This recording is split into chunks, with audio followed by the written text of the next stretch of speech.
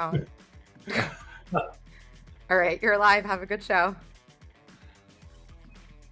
Good morning. This is Robert Marson for Wall Street Beats. It's March 12th, 2026. My sister's birthday. Happy birthday, sis.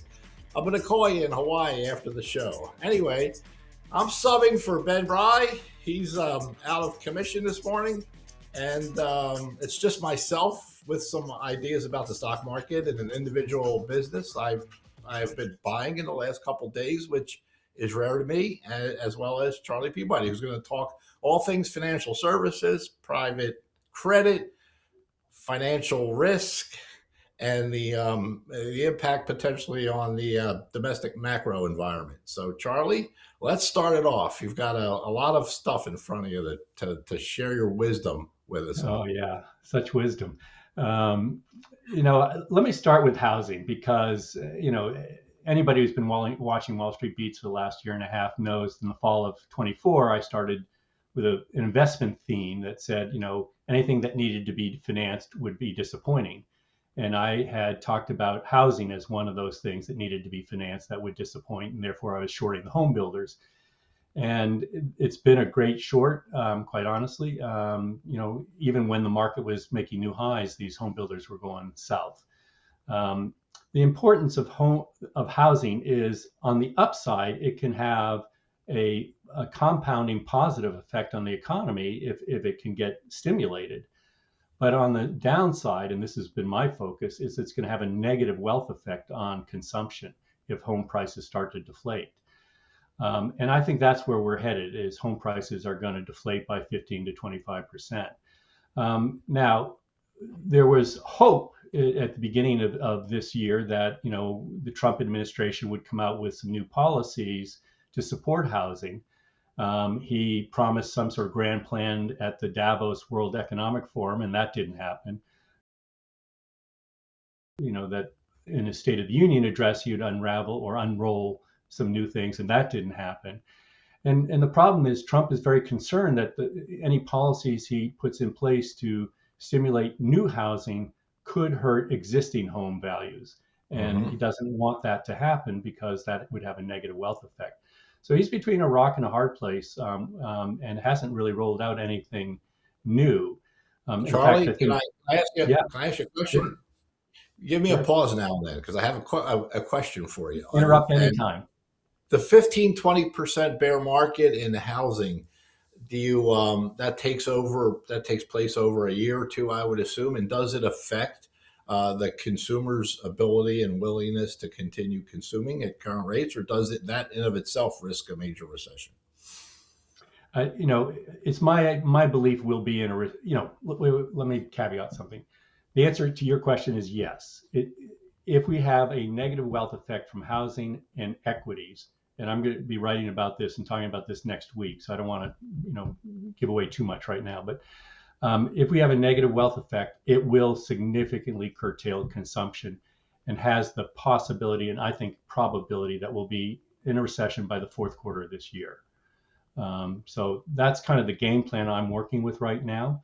But there are things, there are decision trees along the way. What happens to equity markets, and does the Trump administration find something, magical, to support housing? So far, I haven't seen it.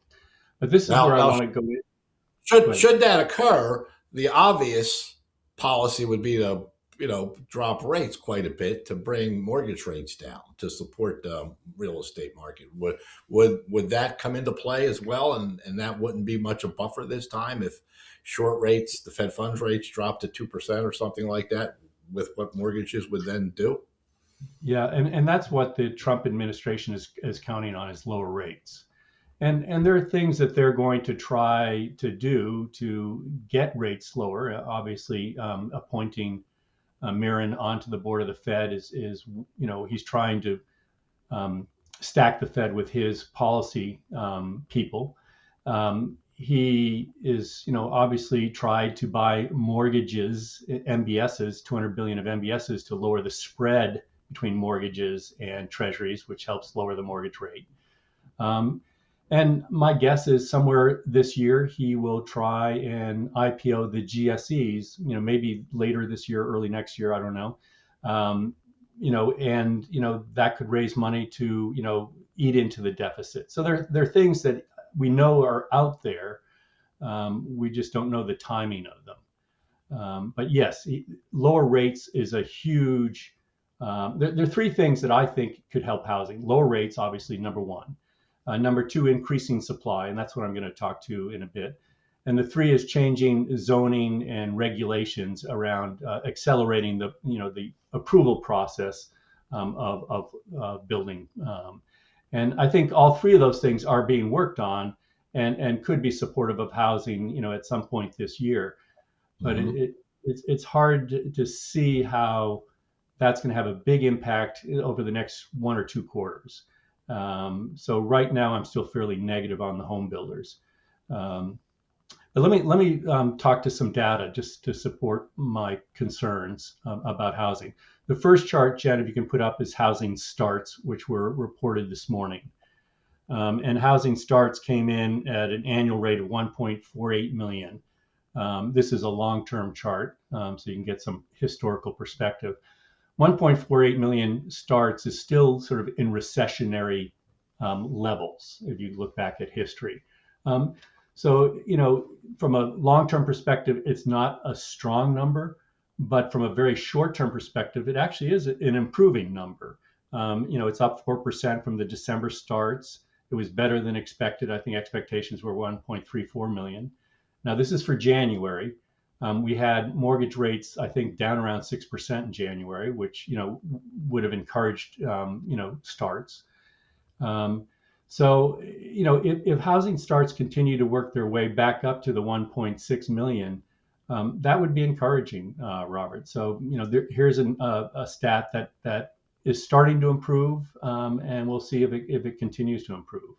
I wonder if starts, in February and March roll down again because we've had mortgage rates here, at least certainly here in March, move back up to 6.25. So anyway, the next slide is a number that was reported recently, and that's existing home sales. And you can see, they were around 4.09 million of existing home sales. That was a 1.7% increase. And, again, if you look at the last couple of years, it's not showing a lot of progress in terms of sales. So it's not stimulating home building products companies like First Builder Source or, Owens Corning or Mohawk. And you'd have to get, up to 6 million annual rate to really be in a robust housing sales market. But the start of this year has been better than people expected. So at the margin, maybe things are improving and home builders are getting more optimistic, and buyers are becoming more finding more availability of product, and therefore starting to creep back into the market. It is a buyer's market, no question about it. Last slide, and then I'll end my comments on housing there. This shows the existing home sales data in the white columns. The salmon colored columns are the new home sales data. We're lagging on getting that data because of the government shutdown. But we should get, some new home sales data next week, I think on the 19th of March. And, it'll be interesting to see what that shows. There was some, optimism that the home builders were starting to see improved sales, although that's as a result of increasing incentives.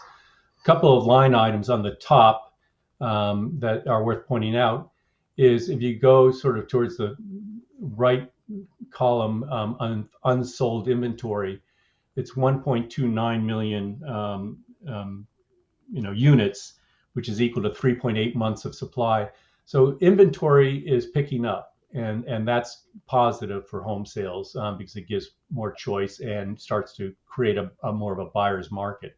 And in addition, the affordability index, which again reflects when mortgage rates were down around 6%, has improved dramatically. So there are reasons to be optimistic. I'm not buying the home builders here. If anything, I'd be buying the building products companies. But the home builders just right now just don't interest me. I'll end by just pointing out the reason I wanted to highlight some of this data is we get a lot of home building data next week. So on Monday we get the NAHB, which is the National Association of Home Builders Sentiment Index. That's been in the 30s, which is where it was in 2006, 2007, going into the '08 crisis on mortgage-backed securities. I'd like to see that number pop up into the 40s. That index just suggests that the home builders are showing greater positive sentiment. So that's on Monday. On Tuesday, we get the pending home sales index. Given the weakness we had in January, I'm not sure we're going to get much of a better read. But that index is not, for the pending home sales index forecasts what existing home sales will be 1 to 2 months out. And existing home sales in January were better in February were better than expected. So that pending home sales index, which is supposed to forecast existing homes 1 to 2 months out, hasn't been a good indicator. Then on Wednesday, we get the mortgage purchase index, which I expect to be weak because mortgage rates have ticked back up to 6.25. And then, as I said, on Thursday, we get the new home sales data. So that's why I wanted to preview some of this home stuff for what's going to come out next week. Okay. Short term, the news has been slightly positive. Over the intermediate term, you're still very negative on the housing market. Yeah. Okay. Thank you for bottom line that. I appreciate that. And if I were, trying to buy these home builders has not paid off unless you're a good trader. And even there, you to get, the bounces, you have to, catch the timing exactly right. Home builders are a good early cycle play, but I don't think we're there yet. And so let me shift, and then I'll hand it over to you, Robert. Let me shift over to just talking a little bit about financials, because they're also a good early cycle play, but they're showing continued deterioration. So let's talk about the XLF, because that's an index that I've torn apart in my writings on Wall Street Beats. It's the broad financial services index. It has a lot of subcomponents like insurance, private equity, payment companies, and then, credit card companies, and then the big banks. And I've been talking about how the insurance companies started to roll in the summer of 2025. And just to remind people, insurance stocks let us down in 2007, ahead of the great financial crisis. They peaked in May, June of 2007 and started rolling over.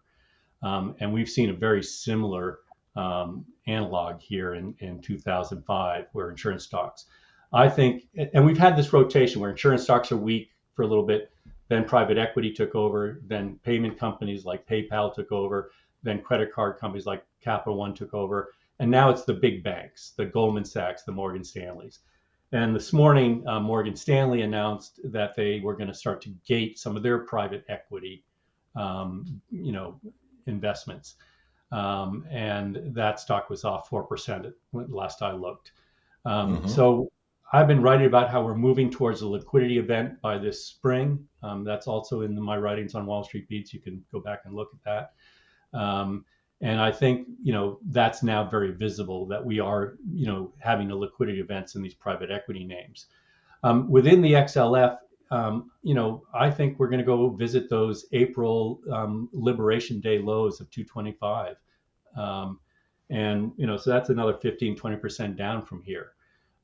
Right now, if I were to short something today, it would be the insurance ETFs, IAK ETF or KIE ETF. Within the IAK, two names that stand out, Progressive, PGR, and AIG as, interesting shorts. So, we've seen this rotation, where 1 week it's the big banks, the next week it's the card companies. I think insurance stocks led by property casualty, where pricing has probably peaked and is now deteriorating. Insurance stocks are going to, have another leg down. So that's where I'd be placing my money. I remain very bearish. I've been very vocal about being bearish for the last month and a half, 2 months. So, I think you have to wait to the spring to find a good investment opportunity versus just a trading bet. Now the private credit news is really what's on a lot of people's minds these days because of the announcements and the shenanigans that have been perpetuated there over the last 5 years or so. You wouldn't buy any any of the stocks that have been down and crushed on this private credit, beginning of debacle, let's call it. It's way too early for that, you think, or would you try to catch a bounce? I think it's too early. I mean, unless you're a really good trader. I mean, they are oversold technically, so they could bounce it at the moment, but it's going to require market stabilization, a market bounce for that. And then you have to tier them. I mean, I do company reports. I don't publish company reports on Wall Street Beats. Those are for my client base that pay me well. But if you were to tier them, I would say Apollo is probably the best of them. And interestingly enough, Apollo now is saying that they are going to publish an NAV every night to give a sense of, the quality of their portfolio. That's going to put pressure on some of the second tier players that, probably can't do that because they have illiquid, discounted securities. The three names that I've been writing about that I've highlighted are more vulnerable because their business models are Blue Owl, which is obvious to everybody now, Hercules Capital, HTGC, and then Hamilton Lane, HLNE. So those are the names, I certainly wouldn't touch. And if I go back to my 1907 analogy, I think, back in 1907, there were some very large trust companies like Knickerbocker Trust Company of America, that didn't make it. Actually, Trust Company of America was finally bailed out by J.P. Morgan, but Knickerbocker failed. And I think you're going to see the same thing. There are going to be one or two or three of these very large visible private equities that don't survive the cycle. But by and large, most of them will. It's just right now the stock prices just aren't appealing. And if you're a long only investor, you can't figure out what NAV is on any of these. How do you calculate NAV? Because the opacity of their balance sheets is you don't know what you own, right? Exactly. Sometimes the companies don't know what they own, right? It's true. And well, the blue shareholders are definitely out. No L, yeah. out. Yeah. And the other thing that I've written about, and I think it was actually picked up by Grant's Interest Rate Observer. I have a tremendous respect for Jim Grant. He has a great perspective on history and financial history specifically, but was that we were moving towards a liquidity event. And that was because I expected that the banks would start to pull back from supporting these private equity, private credit names. And it's very important to understand these private equity, private credit names, they're leveraged. They're using the liquidity rails of the banking system to fund that leverage. And they do not have access to the discount window, and they do not have access to the standing repo facility. So it's very similar to the trust companies of 1907, which did not have access to the New York Clearinghouse. We didn't have a Fed back then in 1907. That wasn't created until 1913.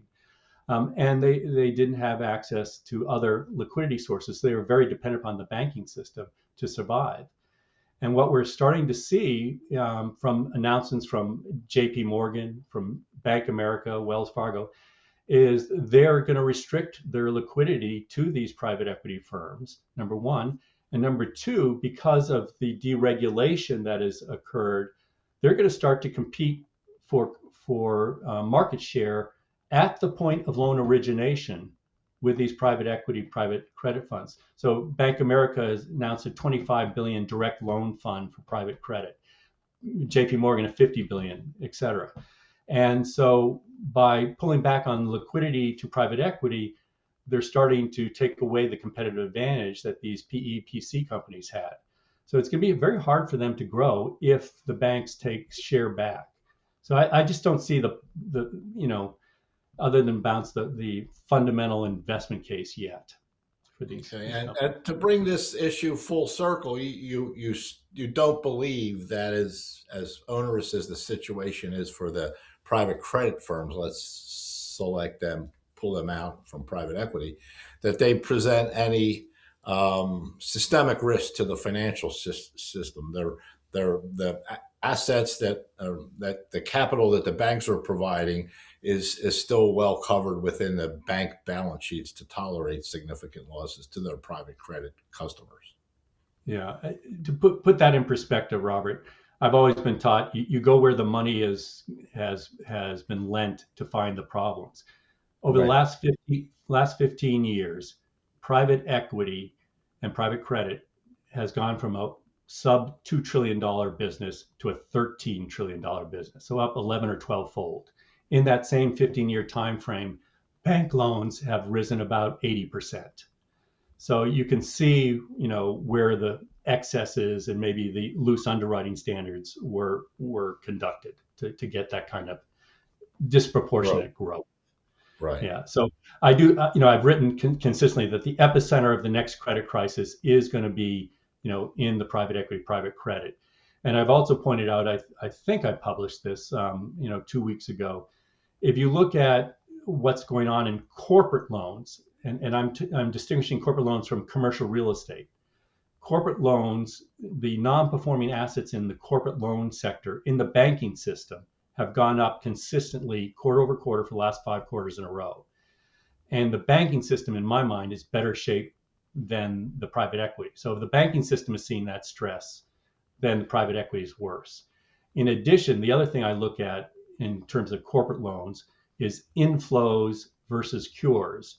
Inflows are what is adding to your bucket of problem loans. Cures are how you reduce that bucket of problem loans, either because you get paid down, paid off, or you restructure the loan and it's returned to performing status. If inflows are outstripping cures, that says the system is still deteriorating. And we've seen multiple quarters now where inflows are outstripping cures.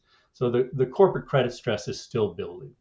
And there are other indicators, but I don't want to belabor this theme. Okay. A lot of good stuff there. A lot of good stuff to think about, Charlie. Yeah. I mean, it's just not the time to step up. I mean, could we see 6,000 on the S&P, and in that environment, bank stocks are just, my answer to that question, could we see 6,000 on the S&P by June? Yes, we could. And and bank stocks are just not a place to be if that's the case. And particularly, these large cap, capital markets banks, because there's so much optimism that, we were going to have huge IPOs, huge M&A. Well, if you get a volatile, capital markets environment, it's going to hard to execute on those pipelines, even if they're there. So, the Morgan Stanleys, the Goldman Sachs, the JP Morgans, they're all being taken down today because of that uncertainty about the stability of capital markets. Excellent. If you wanted one piece of good news that's forthcoming, it's by the end of this month, we will have the regulators ruling on new, what we call Basel III capital rules, as well as new GSIB. GSIB means globally systemic important banks, capital rules. I've been writing what I believe is peak optimism in ahead of those rules. In other words, we know what those rules generally are going to be, and that's been built into models and expectations. But there will be capital relief in the combination of those two rules when they get published at the end of this month. But I think that was in the stocks at least 2 weeks ago. For sure. We'll see what happens in the next 2 weeks. Well, a lot of good strategic stuff there to think about for our subscribers and viewers. On the Robert Marson contribution front, I'm not going to be as grand in my in my 5 minutes of presentation here. I'm just going to share a stock. I'm basically a bottoms up stock picker, and I did buy a stock yesterday and today. I shared the idea yesterday without sharing the ticker symbol, so I'm going to reveal that today. The company is called LSI Industries. The ticker is LYTS. It's a $19 stock today, and they have a very unique business in the U.S. When you go into a convenience store, or you go into a gas station, or you go into a Pet Boys, you see lots of, or even a Whole Foods, you see lots of display systems and graphics packages and lighting and customized serving equipment to get your slushie or your coffee or your hot bagel that's been pre-packaged at the counter or the counter itself.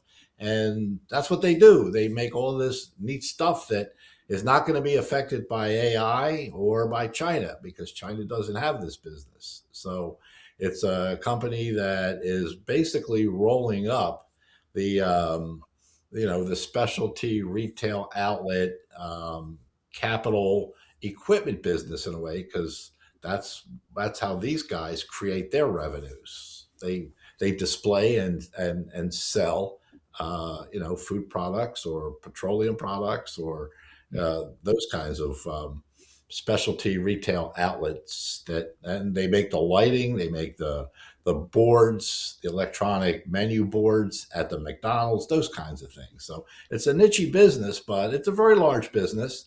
And there's not a publicly traded company that's ever really gotten involved in this in a major way. It's a lot of private companies, a lot of family companies, a lot of 50 and $100 million businesses. And these guys are going for the global roll up play where their customers, the Exxons and the Wawas, they don't want to deal with 13 vendors to assemble one of these outlets or refurbish one of these stores. So these guys are trying to accumulate all the pieces in a convenience store, from lighting to checkout to display to packaging these products, and they want to sort of go from a few $100 million company a few years ago to $1 billion company in the next couple of years. So they culminated these ambitions with a transformative acquisition of a $300 million company in the last couple of weeks. So they're already an $850 to $900 million run rate business. It's very accretive. The company probably should add 25 cents or so to earnings in the first full year it's underneath Lights' wing. So Lights' estimates were $1 and maybe $1.20 for next year. They're on a June year, so they're close to finishing up this year at $1 EPS. So when you see the PE, it looks like it's mid-teens. But for fiscal 27, I would probably be closer to $1.20 to $1.25 and then $1.50 in fiscal 28. And fiscal 28 is next year right now, and or not right now, but in 4 months it's next year because fiscal 27 is in June. So here you have a company with a defendable niche, a moat around their business, big margin expansion, lots of inorganic sales growth, but they've been growing organically 8-10%, which is still pretty impressive in today's world for companies that make hardware products and not technology, not semiconductor or data center products. So, this company in the past has traded 20, 25 times earnings for periods. It's a very high quality management, and they inspire lots of confidence with their story for secular growth opportunities. So if these guys ended up making $1.50, it could easily be a $25 or $30 stock again. Now, I try to shoot for doubles and triples, as you guys know, Charlie. I'm swinging for the fences, and occasionally I strike out and take. You've been good. You've been very good at this. Yeah. I have my stingers too. I've had a couple of stingers, so I'm generally a high risk, high reward type of guy. And if you're right, you get 2, 3, 4 times your money.